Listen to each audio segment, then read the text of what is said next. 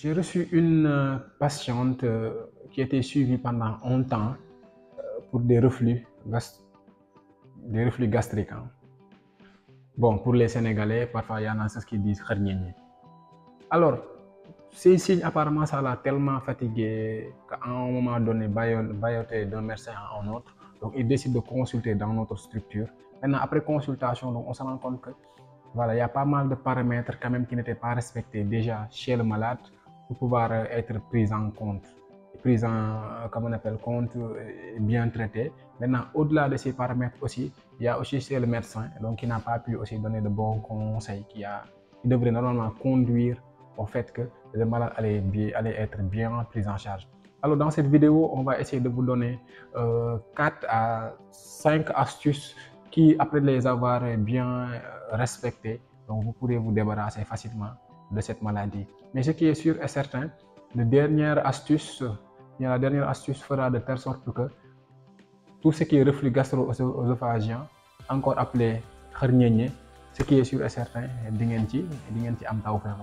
alors, pour ceux qui viennent de nous découvrir, c'est le Dr Babacar Diop, on est docteur en médecine, on est coach en développement personnel et au-delà de tout aussi, on est entrepreneur.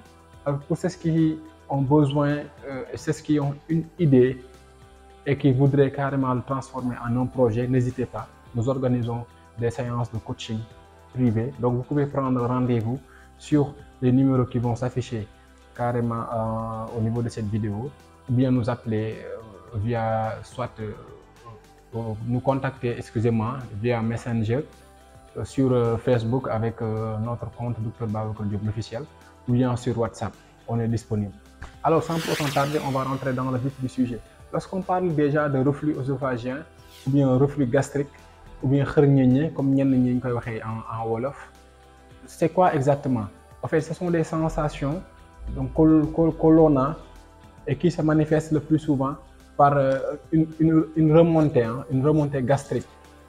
Lorsqu'on parle de reflux gastrique, c'est le contenu qui se trouve au niveau de l'estomac qui a tendance à remonter au niveau de la gorge. Parfois, on sent des brûlures. Maintenant, qu'est-ce qui se passe et comment doit-on faire pour pouvoir, comment on appelle, s'en sortir? Bien, comment doit-on en faire pour régler ce problème? Déjà, le plus important dans ces signes, ou bien le plus important dans cette maladie, c'est l'hygiène de vie. L'hygiène de vie, c'est une condition sine qua non qui doit être respectée pour se débarrasser carrément de cette maladie. Alors, la première des choses, la personne qui a les reflux gastriques, la personne qui a des remontées gastriques, la personne qui a des brûlures gastriques, tout ce que vous voulez, qu'est-ce qu'on doit faire? Les conseils que je vous donne maintenant, la première des choses, cette personne doit éviter déjà par rapport à son alimentation tout ce qui est aliment qui est graisseux. Graisseux. Genre, la personne consomme beaucoup de comment on appelle, de lait caillé, encore appelé sow. Donc, si toi tu es apte à avoir ce genre de signes, donc tu dois faire tout ton possible pour éviter cet aliment-là. La deuxième des choses, la personne qui a déjà ses reflux gastriques ou bien ses brûlures, il doit faire tout son possible aussi pour éviter les aliments qui sont des aliments assaisonnés, bien assaisonnés en piquant, genre tout ce qui est citron ou bien pimenté, donc il doit les éviter. La troisième des choses, les personnes qui ont carrément ces signes, ils doivent éviter déjà de manger et d'aller se coucher. Ils doivent éviter de manger et d'aller se coucher. Le plus souvent, lorsqu'on prend l'exemple, supposons, d'une bouteille d'eau, lorsque la bouteille d'eau elle est remplie à moitié et que vous décidez carrément de le mettre à terre, vous prenez la partie supérieure, vous le mettez en horizontal, qu'est-ce qui se passe? Le contenu, à savoir, c'est ce qui était en bas de la bouteille, va se retrouver au niveau du bouchon. Maintenant, si vous ouvrez le bouchon, le plus souvent, le liquide qui est à l'intérieur a tendance à s'écouler. Donc, c'est le même principe aussi. Lorsqu'on se couche, lorsqu'on mange et qu'on se couche, parfois on peut avoir une petite pathologie, à savoir une incontinence au niveau cardiaque. Donc, à savoir le robinet, normalement, qui devrait fermer l'estomac, parfois il a quelques soucis. Maintenant, ce robinet-là, normalement, lorsque c'est entre-ouvert et que vous vous couchez, ce qui va se passer, le contenu va se retrouver au niveau de votre circuit comme on appelle, œsophagien. C'est ce qui sera à l'origine maintenant de ces remontées gastriques. Donc, c'était la troisième chose. Maintenant, la quatrième des choses qui est très important, qu'il faudra savoir coûte que coûte. Il y a, supposons, chez nous les Africains, il y a un certain type d'aliments que l'on consomme le plus souvent. Parfois, c'est de l'arachide grillé. Cet arachide grillé, encore appelé, le plus souvent, nous utilisons ci yenn togg yi nga xam ne moom mooy maafe wala suluxu mbalax. Pour nos amis sénégalais, bien sûr.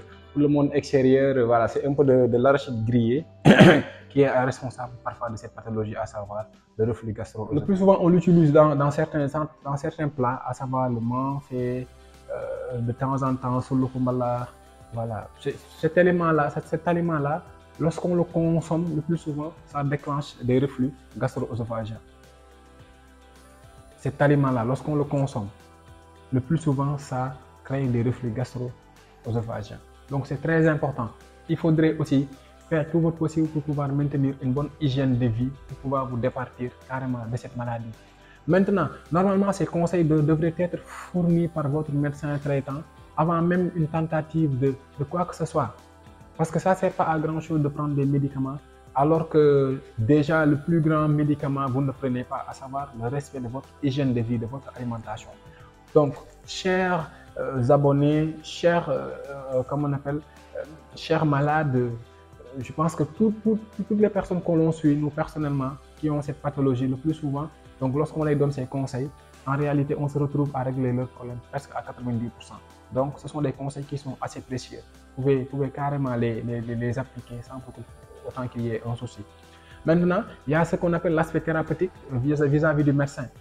Après avoir maintenant émis l'ensemble de ces conseils-là, le médecin, par contre, il doit essayer de trouver maintenant l'origine, par contre, de ces reflux œsophagiens. À savoir réellement la valeur étiologique, à savoir la maladie, qu'est-ce qui cause cela? Parce que ce sont des signes que vous avez eu à lui dire. Donc lui, à son tour, il doit faire tout son possible pour pouvoir régler le problème en retrouvant l'étiologie de ces signes-là et à régler ces problèmes. J'ai tantôt donné une des étiologies. Parfois, on peut avoir une incontinence cardiaque qui est au niveau du robinet, le robinet qui ferme l'estomac. Parfois, il peut être lâche. Donc, du coup, il y aura les éléments de l'estomac qui vont se retrouver au niveau de l'œsophage. Donc, ça, c'est une des causes. Maintenant, il peut y arriver à un moment donné où on peut avoir, au-delà de ça, on peut avoir un souci au niveau, comment on appelle, de l'estomac. Excusez-moi, merci.